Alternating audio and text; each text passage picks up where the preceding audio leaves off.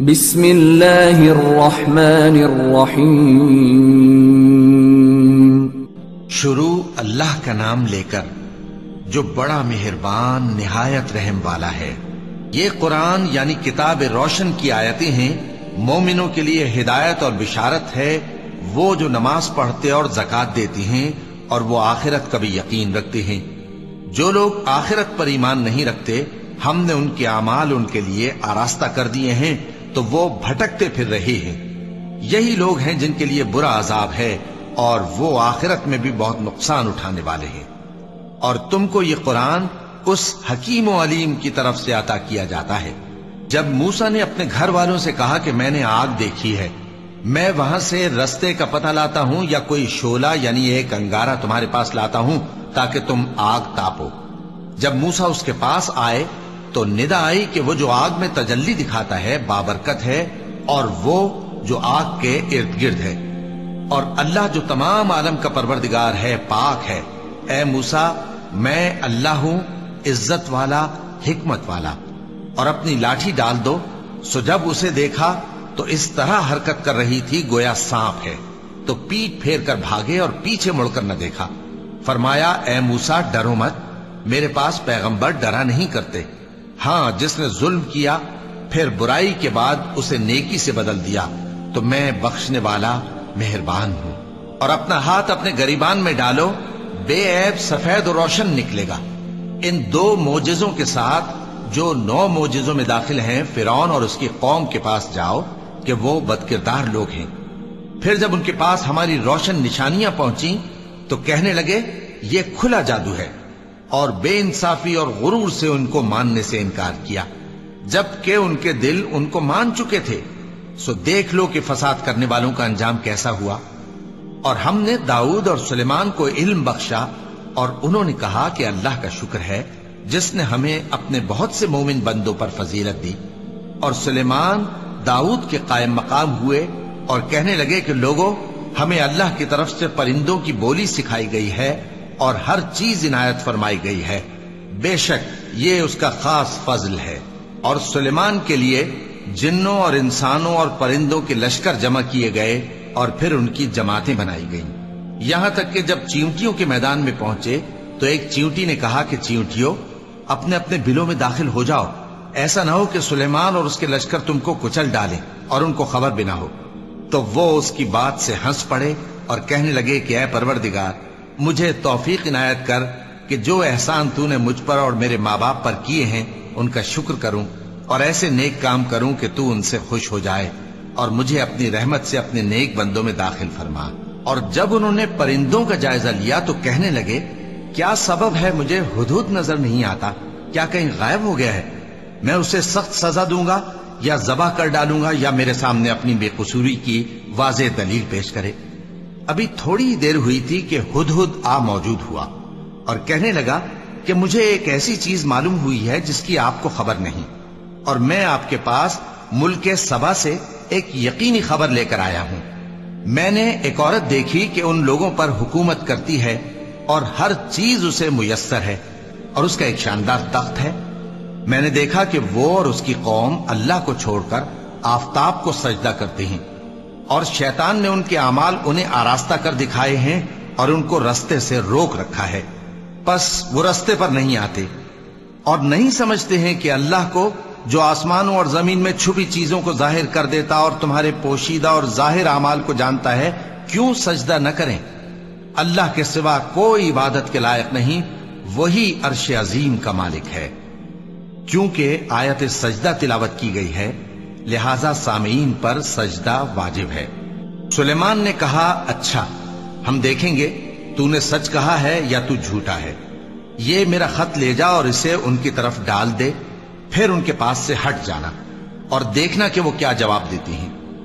ملکہ نے کہا کہ دربار والو، مجھ تک ایک نامہ گرامی پہنچایا گیا ہے، وہ سلیمان کی طرف سے ہے، اور مضمون یہ ہے کہ شروع اللہ کا نام لے کر جو بڑا مہربان نہایت رحم والا ہے، بعد اس کے یہ کہ مجھ سے سرکشی نہ کرو اور مطیع و فرمانبردار ہو کر میرے پاس چلے آؤ۔ خط سنا کر کہنے لگی کہ اے اہل دربار، میرے اس معاملے میں مجھے مشورہ دو जब तक कि तुम हाजिर न हो और सलाह न दो मैं किसी काम का फैसला नहीं किया करती। वो बोले कि हम बड़े जोरावर और सख्त जंगजू हैं और हुक्म आपके इख्तियार में है, तो जो हुक्म दीजिएगा उसके अंजाम पर नजर कर लीजिएगा। उसने कहा कि बादशाह जब किसी शहर में दाखिल होते हैं तो उसको तबाह कर देते हैं और वहां के इज्जत वालों को जलील कर दिया करते हैं, और इसी तरह ये भी करेंगे। और मैं इनकी तरफ कुछ तोहफा भेजती हूं और देखती हूं कि कासिद क्या जवाब लाते हैं। बस जब कासिद सुलेमान के पास पहुंचा तो सुलेमान ने कहा, क्या तुम मुझे माल से मदद देना चाहते हो? सो जो कुछ अल्लाह ने मुझे अता फरमाया है वो उससे कहीं बेहतर है जो तुम्हें दिया है। हकीकत यह है कि अपने तोहफे से तुम ही खुश होते होगे। उनके पास वापस जाओ, अब हम उन पर ऐसे लश्कर लेकर हमला करेंगे जिनके मुकाबले की उनमें ताकत न होगी, और उनको वहां से बेइज्जत करके निकाल देंगे और वो जलील होंगे। सुलेमान ने कहा कि ऐ दरबार वालों, कोई तुम में ऐसा है कि कबल इसके कि वो लोग फर्माबरदार होकर हमारे पास आए, मलिका का तख्त मेरे पास ले आए? जिन्नात में से एक कवि हैकल जिन ने कहा कि कबल इसके कि आप अपनी जगह से उठें, मैं उसको आपके पास ला हाजिर करता हूं और मुझे इस पर कुदरत भी हासिल है और अमानतदार भी हूं। एक शख्स जिसको किताब इलाही का इल्म था कहने लगा कि मैं आपकी आंख के झपकने से पहले पहले उसे आपके पास हाजिर किए देता हूं। जब सुलेमान ने तख्त को अपने पास रखा हुआ देखा तो कहा कि ये मेरे परवरदिगार का फजल है ताकि मुझे आजमाए कि मैं शुक्र करता हूं या कुफरान नेमत करता हूं। और जो शुक्र करता है तो अपने ही फायदे के लिए शुक्र करता है, और जो नाशुक्री करता है तो मेरा परवरदिगार बेनियाज है, करम करने वाला है। सुलेमान ने कहा कि मलिका के इम्तिहान अक्ल के लिए उसके तख्त की सूरत बदल दो, देखें कि वो सूझ रखती है या उन लोगों में से है जो सूझ नहीं रखते। फिर जब वो आ पहुंची तो पूछा गया कि क्या आपका तख्त भी इसी तरह का है? उसने कहा कि ये तो गोया हू बहू वही है, और हमको इससे पहले ही सुलेमान की अजमत और शान का इल्म हो गया था, और हम फर्माबरदार हैं। और वो जो अल्लाह के सिवा दूसरों की परस्तिश करती थी, सुलेमान ने उसको उससे मना किया कि वो काफिरों में से थी। उसके बाद उससे कहा गया कि महल में चलिए। जब उसने उसके फर्श को देखा तो उसे पानी का हौज समझा और कपड़ा उठाकर अपनी पिंडलियां खोल दी। सुलेमान ने कहा, ये ऐसा महल है जिसके नीचे भी शीशे जड़े हुए हैं। वो बोल उठी कि परवरदिगार, मैं अपने आप पर जुल्म करती रही थी और अब मैं सुलेमान के साथ अल्लाह रब्बुल आलमीन पर ईमान लाती हूं। और हमने समूद की तरफ उनके भाई स्वालेह को भेजा कि अल्लाह की इबादत करो, तो वो दो फरीक होकर आपस में झगड़ने लगे। स्वालेह ने कहा कि ऐ कौम, तुम भलाई से पहले बुराई के लिए क्यों जल्दी करते हो और अल्लाह से बख्शिश क्यों नहीं मांगते ताकि तुम पर रहम किया जाए? वो कहने लगे कि तुम और तुम्हारे साथी हमारे लिए बुरा शुगून हैं। स्वालेह ने कहा कि तुम्हारी बदशुगूनी अल्लाह के पास है, बल्कि तुम ऐसे लोग हो जिनकी आजमाइश की जाती है। और शहर में 9 शख्स थे जो मुल्क में फसाद किया करते थे और इस्लाह से काम नहीं लेते थे। कहने लगे कि अल्लाह की कसम खाओ कि हम रात को इस पर और इसके घर वालों पर शबखून मारेंगे, फिर इसके वारिसों से कह देंगे कि हम तो इसके घर वालों के मौके हलाकत पर थे ही नहीं और हम सच कहते हैं। और वो एक चाल चले और हमने भी एक तदबीर की और उनको कुछ खबर न हुई, तो देख लो कि उनकी चाल का अंजाम कैसा हुआ। हमने उनको और उनकी कौम सबको हलाक कर डाला। अब उनके ये घर उनके जुल्म के सबब तलपट पड़े हैं। जो लोग इल्म रखते हैं उनके लिए इसमें निशानी है, और जो लोग ईमान लाए और डरते थे उनको हमने नजात दी। और लूत को याद करो जब उन्होंने अपनी कौम से कहा कि तुम बेहयाई के काम क्यों करते हो जबकि तुम देखते हो? क्या तुम औरतों को छोड़कर लज्जत हासिल करने के लिए मर्दों की तरफ माइल होते हो? हकीकत यह है कि तुम अहमक लोग हो। तो उनकी कौम के लोग बोले तो ये बोले, और इसके सिवा उनका कुछ जवाब न था कि लूत के घर वालों को अपने शहर से निकाल दो, ये लोग पाक बनना चाहते हैं। तो हमने उनको और उनके घर वालों को नजात दी, मगर उनकी बीवी कि उसकी निस्बत हमने मुकर्रर कर रखा था कि वो पीछे रहने वालों में होगी। और हमने उन पर मे बरसाया, सो जो मे उन लोगों पर बरसा जिनको मुतनब्बे कर दिया गया था बुरा था। कह दो कि सब तारीफ अल्लाह ही के लिए है और उसके उन बंदों पर सलाम है جس کو اس نے منتخب فرمایا، بھلا اللہ بہتر ہے یا وہ جن کو یہ اس کا شریک بناتے ہیں؟ بھلا کس نے آسمانوں اور زمین کو پیدا کیا اور کس نے تمہارے لیے آسمان سے پانی برسایا؟ پھر ہم نے اس سے سرسبز باغ اگائے، تمہارا کام تو نہ تھا کہ تم ان کے درختوں کو اگاتے؟ تو کیا اللہ کے ساتھ کوئی اور بھی معبود ہے؟ ہرگز نہیں، بلکہ یہ لوگ رستے سے الگ ہو رہے ہیں۔ بھلا کس نے زمین کو قرارگاہ بنایا اور اس کے بیچ نہریں بنائیں اور اس کے لیے پہاڑ بنائے، اور کس نے دو دریاؤں کے بیچ اوٹ بنائی؟ یہ سب کچھ اللہ نے بنایا، تو کیا اللہ کے ساتھ کوئی اور معبود بھی ہے؟ ہرگز نہیں، بلکہ ان میں اکثر علم نہیں رکھتے۔ بھلا کون بے قرار کی التجا قبول کرتا ہے جب وہ اس سے دعا کرتا ہے، اور کون اس کی تکلیف کو دور کرتا ہے، اور کون تم کو زمین میں اگلوں کا جانشین بناتا ہے؟ یہ سب کچھ اللہ کرتا ہے، تو کیا اللہ کے ساتھ کوئی اور معبود بھی ہے؟ ہرگز نہیں، مگر تم بہت کم غور کرتے ہو۔ بھلا کون تم کو جنگل اور دریا کے اندھیروں میں رستہ بتاتا، اور کون ہواؤں کو اپنی رحمت کے آگے خوشخبری بنا کر بھیجتا ہے؟ یہ سب کچھ اللہ کرتا ہے، تو کیا اللہ کے ساتھ کوئی اور معبود بھی ہے؟ ہرگز نہیں۔ یہ لوگ جو شرک کرتے ہیں، اللہ کی شان اس سے بلند ہے۔ بھلا کون خلقت کو پہلی بار پیدا کرتا پھر اس کو دوبارہ پیدا کرے گا؟ اور کون تم کو آسمان اور زمین سے رزق دیتا ہے؟ یہ سب کچھ اللہ کرتا ہے، تو کیا اللہ کے ساتھ کوئی اور معبود بھی ہے؟ ہرگز نہیں۔ کہہ دو کہ مشرکو، اگر تم سچے ہو تو دلیل پیش کرو۔ کہہ دو کہ جو لوگ آسمانوں اور زمین میں ہیں اللہ کے سوا غیب کی باتیں نہیں جانتے، اور نہ یہ جانتے ہیں کہ کب زندہ کر کے اٹھائے جائیں گے، بلکہ آخرت کے بارے میں ان کا علم ختم ہو چکا ہے، بلکہ یہ اس کی طرف سے شک میں ہیں، بلکہ یہ اس سے اندھے ہو رہے ہیں۔ اور جو لوگ کافر ہیں کہتے ہیں کہ جب ہم اور ہمارے باپ دادا مٹی ہو جائیں گے تو کیا ہم پھر قبروں سے نکالے جائیں گے؟ یہ وعدہ ہم سے اور ہمارے باپ دادا سے پہلے سے ہوتا چلا آیا ہے، کہاں کا اٹھنا اور کیسی قیامت؟ یہ تو صرف پہلے لوگوں کی کہانیاں ہیں۔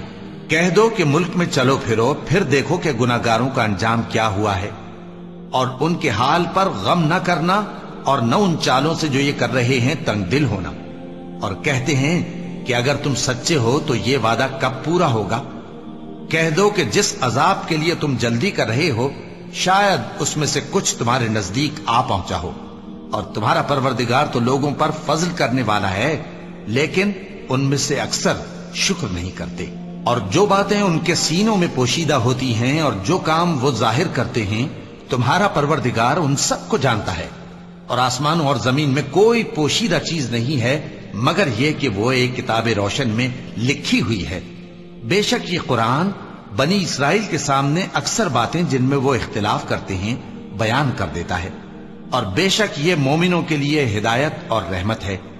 تمہارا پروردگار قیامت کے روز ان میں اپنے حکم سے فیصلہ کر دے گا، اور وہ غالب ہے، علم والا ہے۔ تو اللہ پر بھروسہ رکھو، تم تو صاف حق پر ہو۔ کچھ شک نہیں کہ تم مردوں کو بات نہیں سنا سکتے، اور نہ بہروں کو جبکہ وہ پیٹ پھیر لیں آواز سنا سکتے ہو، اور نہ اندھوں کو گمراہی سے نکال کر رستہ دکھا سکتے ہو۔ تم تو انہی کو سنا سکتے ہو جو ہماری آیتوں پر ایمان لاتے ہیں، پھر وہ فرما بردار ہو جاتے ہیں۔ اور جب ان کے بارے میں عذاب کا وعدہ پورا ہوگا تو ہم ان کے لیے زمین میں سے ایک جانور نکالیں گے جو ان سے باتیں کرے گا۔ یہ ہم اس لیے کریں گے کہ لوگ ہماری آیتوں پر ایمان نہیں لاتے تھے۔ اور جس روز ہم ہر امت میں سے ایک بڑے گروہ کو جمع کریں گے جو ہماری آیتوں کی تکذیب کرتے تھے، پھر ان کی جماعت بندی کی جائے گی، یہاں تک کہ جب سب آ جائیں گے تو اللہ فرمائے گا کہ کیا تم نے میری آیتوں کو جھٹلا دیا تھا، حالانکہ تم نے اپنے علم سے ان کا احاطہ تو کیا ہی نہ تھا۔ بھلا تم کیا کرتے رہتے تھے؟ اور ان کے ظلم کے سبب ان کے حق میں وعدہ عذاب پورا ہو کر رہے گا تو وہ بول بھی نہ سکیں گے۔ کیا انہوں نے نہیں دیکھا کہ ہم نے رات کو اس لیے بنایا ہے کہ اس میں آرام کریں، اور دن کو روشن بنایا ہے کہ اس میں کام کریں؟ بے شک اس میں مومن لوگوں کے لیے نشانیاں ہیں۔